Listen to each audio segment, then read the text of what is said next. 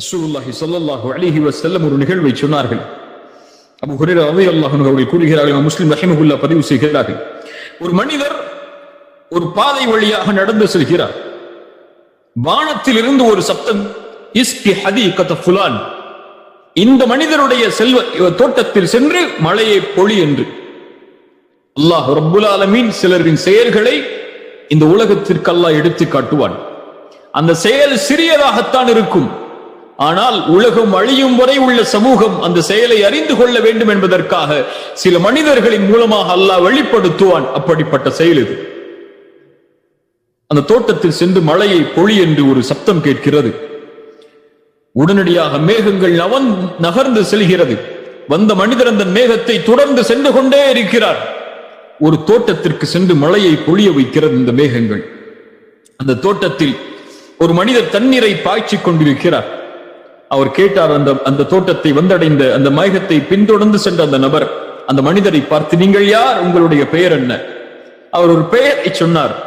அந்த பெயரை சொன்னவுடன் அவர்கள் சொன்னார்கள், ஓ நீங்கள் தானா, மேகத்திலிருந்து அழைப்பு வந்த பெயர் உங்களுடைய பெயர் தானா? அப்போது கேட்டார்கள், இப்படிப்பட்ட சிறப்பை நீங்கள் பெறுவதற்கு நீங்கள் செய்யக்கூடிய காரியம் என்ன? உங்களுடைய பெயரை கூறி மழை பொழிகிறது, உங்களுடைய தோட்டத்திற்கு மட்டும் மழை வருகிறது, அதனுடைய காரணம் என்ன என்று கேட்டார்கள். அவர் சொன்னார், அப்படி நீங்கள் சொல்வதெல்லாம் உண்மையாக இருந்தால் என்னுடைய இந்த செயலாக இருக்கலாம். இந்த தோட்டத்தின் மூலமாகத்தான் எனக்கு வருமானம் வருகிறது. வருகின்ற வருமானத்தில் 3 பங்காக நான் அதை ஆக்குகிறேன். நல்லா கவனிங்க, 3 பங்காக அதை ஆக்கி, முதல்ல அவர் சொல்லக்கூடிய வார்த்தை, அந்த செல்வத்தில் 1 பங்கை அல்லாஹ்வுடைய பாதைக்காக கொடுத்து விடுகிறேன். முதல்ல அவர் செய்யக்கூடிய செயல், அல்லாஹ் கொடுத்த அந்த வருமானத்தில் இருந்து முதல் பங்கை ஏழைகளுக்கு கொடுத்து விடுகிறேன். 2வது பங்கை நானும் என் குடும்பத்தார்களும் பயன்படுத்துகிறோம். 3வது பங்கை மீண்டும் அதே விவசாயத்திற்கு நான் செலவழிக்கிறேன். அல்லாஹ் அக்பர். இந்த செயலைத்தான் நான் செய்கிறேன் என்று அந்த மனிதர் சொன்னார். நம்முடைய செல்வத்தில் மாதவாத வருமானம் வரும்போதோ, நிறுவனத்துடைய கணக்கை பார்க்கும் போதோ நாம் செய்வதென்ன? நம்மில் பலர் செய்வதென்ன? சேலரி வந்துருச்சுன்னா முதல்ல கிரெடிட் கார்டு பேமெண்ட் எல்லாம் என்னென்ன இருக்குது, அல்லது யாருக்கெல்லாம் நம்ம காசு கொடுக்கணும், என்னென்ன பொருளா இந்த மாசத்துல வாங்கணும் லிஸ்ட போடுவோம். இப்படியா இல்லையா? மனைவிக்கு என்ன வாங்கணும், தனக்கு என்ன வாங்கணும், எந்தெந்த பொருள் வீட்டுக்கு வரணும், எதை வச்சு நம்ம வீட்டை அலங்கரிக்கணும், எதை வச்சு நம்ம காரை அலங்கரிக்கணும் சொல்லி லிஸ்ட் போட்டுட்டு இருப்போம்.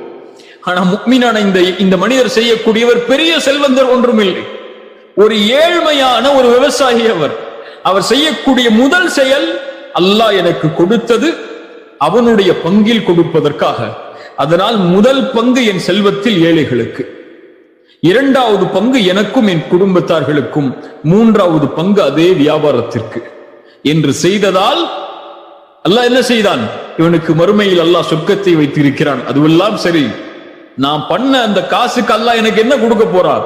அல்லாஹ் கொடுத்தான், அவரே அறியாமல் அவருடைய தோட்டத்தில் மட்டும் மழை பெய்தால் இன்னும் விவசாயம் செழிக்கும், விவசாயம் செழித்தால் இன்னும் வருமானம் வரும், இன்னும் வருமானம் வந்தாலும் அவர் ஏழைகளுக்கு கொடுப்பார், தனக்கு செலவழிப்பார், தன்னுடைய வியாபாரத்திற்கு செலவழிப்பார், இன்னும் வருமானம் வரும், ஏழைகளுக்கு கொடுப்பார், தனக்கு செலவழிப்பார், வியாபாரத்தில் முதலீடு செய்வார். அல்லாஹ் அக்பர். இந்த பங்கை ஒரு முஸ்லிம் செய்ய வேண்டும் என்பதற்காகத்தான் எங்கோ நடந்த ஒரு செயலை யார் மூலமாகவோ செவியேற்க செய்து அதை வஹியாக ரசூலுக்கு கொடுத்து, ரசூல் அவர்கள் எமக்கு அந்த செய்தியை கூறி, உலகம் அழியும் வரை இந்த சமூகம் இந்த செயலை பின்பற்ற வேண்டும் என்பதற்காக இந்த நபிமொழியை அல்லாஹ்வுடைய தூதர் ஸல்லல்லாஹு அலைஹி வஸல்லம் எமக்கு பகிர்ந்திருக்கிறார்கள்.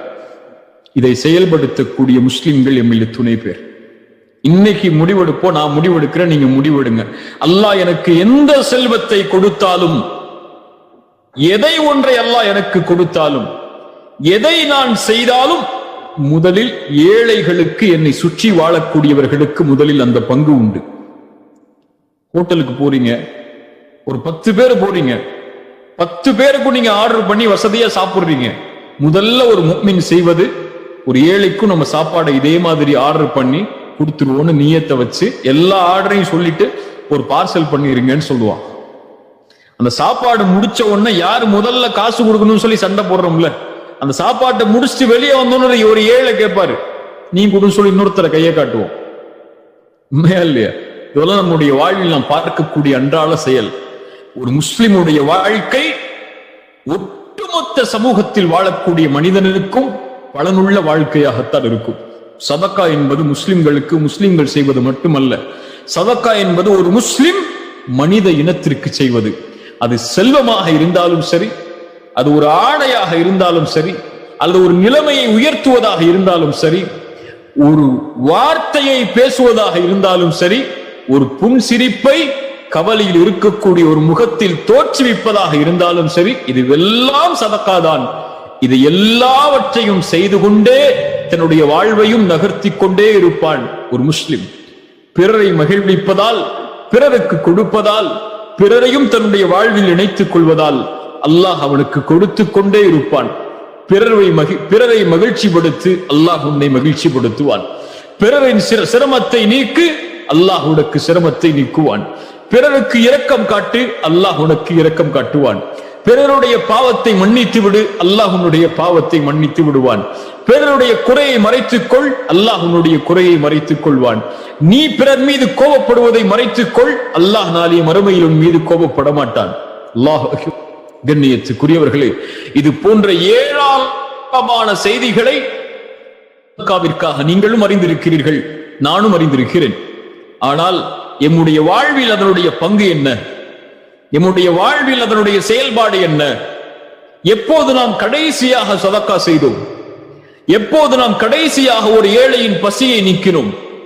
எப்போது கடைசியாக உதவியை தேடி வந்த ஒருவருக்கு உதவி செய்தோம்? அல்லாஹ்விற்காக, எதையும் எதிர்பார்க்காமல் எம்முடைய செல்வத்தில் ஒரு பெரும் பகுதியை அல்லது எமக்கு தேவை இருந்த போதும் எப்போது நாம் கடைசியாக கொடுத்திருக்கிறோம்? யாருடைய கடனை நீக்கி இருக்கிறோம்? யாருடைய சிரமத்தை நீக்கி இருக்கிறோம்? கஷ்டத்தில் இருப்பவருக்கு எத்துணை பேருக்கு நாம் கை கொடுத்தவருக்கு உதவி செய்திருக்கிறோம். இது எதுவும் எம்மிடத்திலே கொடுப்பதற்கு இல்லை என்றாலும், எந்த சகோதரன் சிரமத்தில் இருக்கும் போது அவனை அழைத்து அருகில் உட்கார வைத்து, கவலைப்படாதே சகோதரனே, நான் இருக்கிறேன், நாங்கள் இருக்கிறோம், நாங்கள் உங்களை நிச்சயமாக கைவிட்டு விட மாட்டோம் என்ற ஆறுதல் வார்த்தைகளையாவது சொல்லி இருக்கிறோம். எம்முடைய வாழ்வை பார்ப்பதற்கு எமக்கு நேரம் சரியாக இருக்கிறது. எம்முடைய மனைவி மக்களை கவனிப்பதற்கு எம்முடைய நேரம் சரியாக இருக்கிறது. நம்மை சுற்றி வாழக்கூடிய மனிதர்களில் பெரும்பான்மையான மக்கள் நாம் இருக்கக்கூடிய நிலையில் இல்லை, நாம் அடையக்கூடிய கவலையில் இல்லை.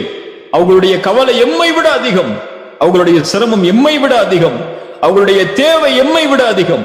3 வேளை உணவிற்கு நாம் யாரில் சிரமப்படுகிறோம்? ஆனால் சிரமப்படக்கூடிய மக்கள் இந்த உலகத்தில் எத்துணை பேர் வாழ்கிறார்கள்?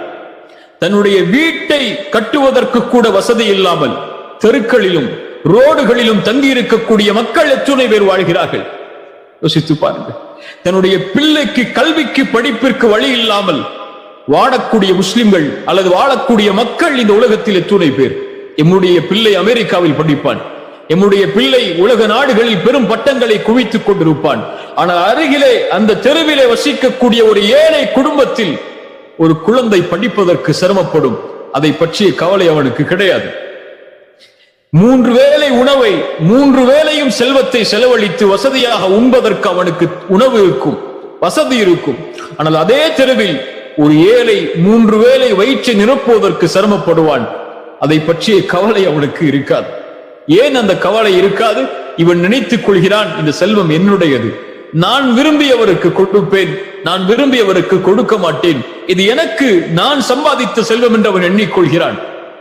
ஆனால் ஒரு முஸ்லிம் அப்படி எண்ண மாட்டான். ஒரு முஃமின் அப்படி கருத்தில் கொள்ள மாட்டான். இது என்னுடைய செல்வம் அல்ல, இது நான் சம்பாதித்த வசதி அல்ல, இது என்னுடைய முயற்சியால் ஏற்பட்டதல்ல, ரப்பு எனக்கு கொடுத்தது. ஏன் ரப்பு எனக்கு கொடுத்திருக்கிறான்? பிறருக்கு கொடுக்க வேண்டும் என்பதற்காக. என் மூலமாக படைப்புகளுக்கு உதவி செய்ய வேண்டும் என்று இறைவன் நாடுகிறான். அதனால் இந்த செல்வத்தை நடத்தி ஒப்படைத்திருக்கிறான். இது எனக்கு போக, என் குடும்பத்தார்களுக்கு போக, என்னுடைய வியாபாரத்திற்கு வசதிக்கு போக, அதற்கு மேலாக இருக்கக்கூடிய அனைத்தும் ஏழைகளுக்கு என்று செலவழித்துக் கொண்டிருப்பவன் முஸ்லிம். இப்படி எத்துணை பேர் வாழ்கிறோம். மனைவிக்கு நகை சேர்ப்பதில், பிள்ளைகளுக்கு சொத்து சேர்ப்பதில், வாரிசுகளுக்கு சொத்து சேர்ப்பதில், அல்லது தன்னுடைய வசதிக்கு ஏற்றவாறு வாழ்க்கை அமைத்துக் கொள்வதில் ஒவ்வொரு நாளும் கவனம் செலுத்தக்கூடிய நாம் நம்மை சுற்றி வாழக்கூடிய மக்களை எத்துணை பேர் கவனித்திருக்கிறோம்? யாருடைய கரத்தை பிடித்து உயர்த்தி இருக்கிறோம்? யாருடைய உள்ளத்தில் மகிழ்வை ஏற்படுத்தி இருக்கிறோம்? யார் எம்மால் இந்த பூமியில் வாழ்ந்து கொண்டிருக்கிறார்கள்? அல்லாஹ்வுடைய உதவியை கொண்டு யோசித்து பாருங்கள். கேட்ட செய்திகளை வாழ்வில் செயல்படுத்துவதற்காக கேளுங்கள். கேட்ட செய்திகளை உள்ளத்தில் நிரப்பி நம்முடைய வாழ்வில் இது செயலாக மாற வேண்டும் என்பதற்காக கேளுங்கள். இன்று முடிவெடுங்கள், நான் இதையெல்லாம் அல்லாஹ்வுடைய பாதைக்காக கொடுக்க போகிறேன். இவர்களெல்லாம் சிரமப்படுகிறார்கள், இவர்களுடைய சிரமத்தை எல்லாம் நீக்கப் போகிறேன். இவர்களெல்லாம் மகிழ்வில்லாமல் இருக்கிறார்கள், அவர்களுக்கு நான் தொலைபேசியில் தொடர்பு கொண்டு உன் வாழ்வில் இருந்த பிரச்சனை நீங்கி விட்டதா, உன் கவலை நீங்கி விட்டதா, ஏதாவது உதவி என் புறத்திலிருந்து தேவையா என்று கேட்டு அவனோடு அந்த உதவிக்காக நில்லுங்கள். அல்லாஹ் நாளை மறுமையில் உங்களுடைய பாதங்களை பலப்படுத்துவான், உறுதிப்படுத்துவான். இந்த உலகத்திலும் மறுமையிலும் அல்லாஹ் மகிழ்வான வாழ்க்கையை ஏற்படுத்துவான். பிறரை கவனியுங்கள், அல்லாஹ் உங்களை கவனித்துக் கொள்வான். பிறருடைய குடும்பத்திற்கு உதவி செய்யுங்கள், அல்லாஹ் உங்களுடைய குடும்பத்திற்கு உதவி செய்வான். இந்த அடிப்படையை தான் அல்லாஹும் அல்லாஹுடைய தூதர் ஸல்லல்லாஹு அலைஹி வஸல்லம் அவர்களும் சதகாவாக எமக்கு கற்றுக் கொடுத்தார்கள். சதகா என்பது, மீண்டும் சொல்கிறேன், செல்வத்தை கொடுப்பது மட்டுமல்ல, பார்வையை பார்ப்பதும் சதகாதான். ஒருவர் மீது இரக்கத்தோடு ஒரு அழகிய பேச்சை பேசுவதும் சதகாதான். அழகிய முறையில் சிரிப்பது கூட, அந்த சிரிப்பால் இன்னொருவரும் முகம் புன்சிரிப்பால் மாறுவதும் சதகாதான். அல்லாஹ் ரப்புல் ஆலமீன் செயல்பாடுகளை பின்பற்றுவதற்கு எனக்கும் உங்களுக்கும் அருள் செய்வானாக.